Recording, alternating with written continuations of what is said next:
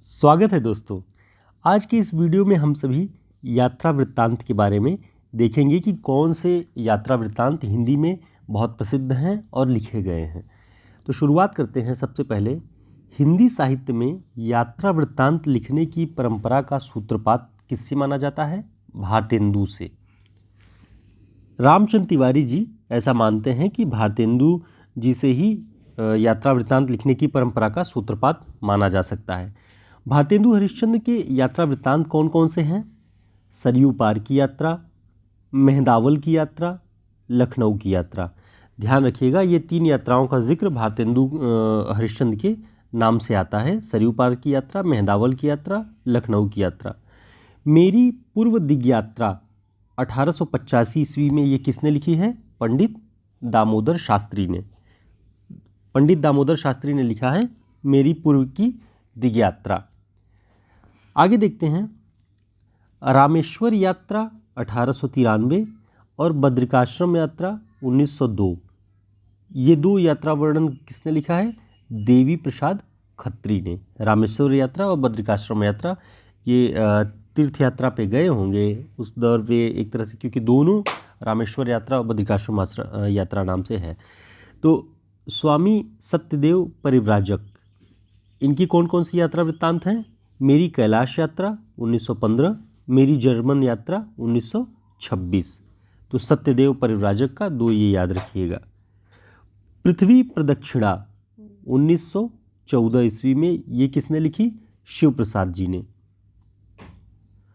आगे देखते हैं। राहुल सांकृत्यायन जी के यात्रा वृत्तांत जो हिंदी साहित्य में बहुत प्रसिद्ध है, ये है इनके मेरी तिब्बत यात्रा 1937 में, मेरी लद्दाख यात्रा 1939 में, किन्नर देश में 1948 में, रूस में 25 मास 1952 में। तो ये चार महत्वपूर्ण यात्रा वृत्तांत राहुल सांकृत्यायन जी के हैं। अगला जो महत्वपूर्ण यात्रा वृत्तांत आता है वो रामवृक्ष वेनीपुरी जी के नाम से आता है। रामवृक्ष वेनीपुरी जी के दो यात्रा वृत्तांत हैं। पैरों में पंख बांधकर 1952 ईस्वी में उन्होंने इसे लिखा। उड़ते चलो 1954। तो इसे आप इस तरह से भी याद रख सकते हैं कि पैरों में पंख बांधकर उड़ते चलो, ये रामवृक्ष बेनीपुरी जी का है 1952 और 54 में। तो ये आसान है, इसे आप याद रखिएगा। राहुल सांकृत्यायन जी बहुत महत्वपूर्ण हैं, इनको जरूर याद रखिएगा। आगे देखते हैं कि यशपाल जी का नाम आता है। यशपाल जी की उनका जो महत्वपूर्ण यात्रा वृत्तांत है उसका नाम है लोहे की दीवार के दोनों ओर। लोहे की दीवार के दोनों ओर, और इसमें टाइप नहीं हो पाया, 1953 ईस्वी में है। फिर अज्ञे जी का, अज्ञे जी ने लिखा अरे यायावर रहेगा याद 1953 में, और एक बूंद सहसा उछली 1960 में। तो 7 साल के अंतराल पे उन्होंने इन दोनों यात्रा वृत्तांतों को लिखा हुआ है। अरे यायावर रहेगा याद, एक बूंद सहसा उछली। रामधारी सिंह दिनकर जी का एक महत्वपूर्ण जो यात्रा वृत्तांत है वो है देश विदेश नाम से 1957 में।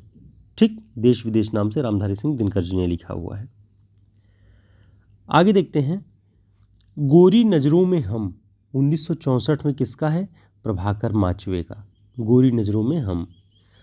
आखिरी चट्टान तक 1953 में ये किसका है? मोहन राकेश का। यादें यूरोप की, ये धर्मवीर भारती जी का है। चीड़ों पर चांदनी बहुत प्रसिद्ध है, सारी परीक्षाओं में लगभग हिंदी साहित्य जहाँ भी हैं शामिल है, और स्नातक और परास्नातक के पाठ्यक्रम में भी आपको ये चीड़ों पर चांदनी मिल जाएगी। 1964 ईस्वी में निर्मल वर्मा जी ने इसे लिखा। जापान में कुछ दिन 2003 में डॉक्टर कृष्णदत्त पालीवाल ने इसे लिखा है। जापान में कुछ दिन 2003। कितना अकेला आकाश 2003 में किसने लिखा? नरेश मेहता ने। जहाँ फव्वारे लहू रोते हैं 2003 में नासिरा शर्मा जी ने लिखा। आगे देखते हैं। विश्वनाथ प्रसाद तिवारी, एक विश्वनाथ त्रिपाठी जी हैं और एक विश्वनाथ प्रसाद तिवारी हैं। दोनों की रचनाओं में अंतर ध्यान रखिएगा। इसलिए विश्वनाथ प्रसाद तिवारी जी की जो यात्रा वृत्तांत है वो हैं अंतहीन आकाश 2005 में। दस्तावेज दो है इनके, और आंखों देखा पाकिस्तान ये बहुत प्रसिद्ध है, 2005 में कमलेश्वर जी ने लिखा हुआ है ये यात्रा वृत्तांत। तो आप देख रहे थे इस वीडियो में हिंदी साहित्य के महत्वपूर्ण यात्रा वृत्तांतों को। ये लगभग बहुत प्रसिद्ध है और इन्हीं के नाम दोहराए जाते हैं यात्रा वृत्तांतों में, परीक्षाओं में भी इन्हीं से पूछे जाते हैं, इसलिए आप इन्हें ध्यान रखिएगा और इन्हें एक जगह नोट कर लीजिए, अपने नोट्स भी इसके साथ में बना लीजिए ताकि आपको महत्वपूर्ण रचनाकारों के यात्रा वृत्तांत पता हों। तो नेक्स्ट वीडियो में हम संस्मरण और जीवनी के बारे में अपना अगला वीडियो लेकर के आएंगे। तब तक के लिए नमस्कार, शुभकामनाएं।